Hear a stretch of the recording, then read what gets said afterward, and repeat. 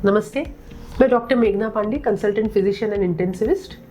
आज हमारा टॉपिक थोड़ा सा अलग है, वो है डिप्रेशन एंड हार्ट डिजीज। क्या दोनों में कनेक्शन है?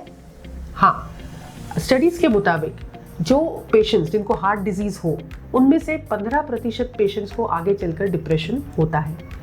उसी तरह जिनकी बाईपास सर्जरी हो गई हो उनमें से 20% लोगों को आगे चलकर डिप्रेशन होता है। ज़्यादातर ये डिप्रेशन इन बातों को लेकर होता है कि आगे चलकर हम कितने सक्रिय रहेंगे, फैमिली में कितना कंट्रीब्यूट कर पाएंगे, फाइनेंशियल स्टेटस कैसे होगा, आगे हमारी लाइफ कैसे होगी, क्वालिटी ऑफ लाइफ कैसी होगी, कितने रिस्ट्रिक्शंस आएंगे। इन सब बातों से ग्रस्त होकर पेशेंट्स स्ट्रेस और डिप्रेशन के शिकार हो जाते हैं। जिस तरह हार्ट डिजीज की वजह से डिप्रेशन होता है, उसी तरह डिप्रेशन का भी अपने हार्ट हेल्थ पर नेगेटिव इफेक्ट होता है। जैसे स्ट्रेस के कारण हार्ट रेट बढ़ जाना, ब्लड प्रेशर बढ़ जाना। स्ट्रेस के कारण बॉडी में जो इन्फ्लेमेशन होता है वो बढ़ जाता है, और ये इन्फ्लेमेशन एक इंडिपेंडेंट रिस्क फैक्टर है कार्डियोवैस्कुलर या हार्ट डिजीज के लिए। डिप्रेशन की वजह से हार्ट रेट के जो इंसिडेंस है, यानी हार्ट रेट होने की संभावना भी बढ़ जाती है। इतना ही नहीं, हार्ट अटैक के बाद जो मृत्यु दर है या मोर्टेलिटी रिस्क है वो भी डिप्रेशन वाले पेशेंट्स में ज़्यादा होती है। अगर आप तुलना करें तो एक डिप्रेशन वाला पेशेंट है, उसको अगर हार्ट अटैक आ गया हो तो उसकी मोर्टेलिटी रिस्क अगले 6 महीनों में 17% होती है, जबकि ऐसा पेशेंट जिसको हार्ट अटैक आ चुका हो पर डिप्रेशन ना हो उसकी रिस्क अगले 6 महीनों में 3% होती है। तो जो मृत्यु दर है वो डिप्रेशन पेशेंट्स में ज़्यादा होता है।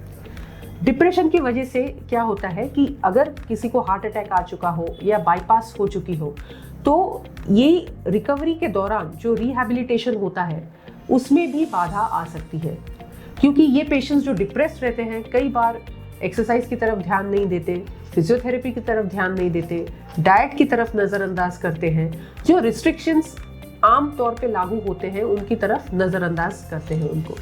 तो उसकी वजह से ये तो हार्ट डिजीज़ को न्योता देने जैसा है। दूसरी बात यह है कि अगर ऐसे पेशेंट्स आपको नजर आए कि किसी को हार्ट अटैक हो चुका हो या जिसकी बाईपास सर्जरी हो चुकी हो और वो सामान्य एक्टिविटीज़ में रुचि न ले रहे हों या चुप रह रहे हों, अपने मित्र परिवार फैमिली के साथ कुछ ज़्यादा बातचीत न कर रहे हो या नेगेटिव विचारों से ग्रस्त हो, तो उनको तुरंत साइकेट्रिक ट्रीटमेंट की ज़रूरत है।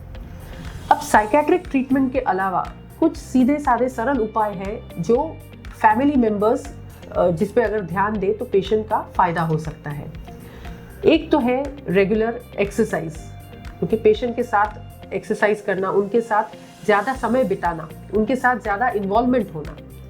सेकेंड चीज़ है कि सपोर्ट ग्रुप। कई बार पोस्ट रिहैबिलिटेशन यानी post heart attack, post bypass surgery जिनको डिप्रेशन हो उनके लिए सपोर्ट ग्रुप्स होते हैं, तो उनमें भाग लेना, हिस्सा लेना, ताकि पेशेंट्स को कुछ और लोग ऐसे मिल जाए जो भी सिमिलर फेज से गुजर रहे हों। तीसरी बात है सोशल एक्टिविटीज़ और हॉबीज़ में उनको व्यस्त रखना। मित्र परिवार के साथ, फैमिली के साथ ज़्यादा से ज़्यादा वक्त बिताए, इस पर ध्यान देना। पौष्टिक खाना खाना, रात को रोज़ 7 घंटे की नींद पूरी करना।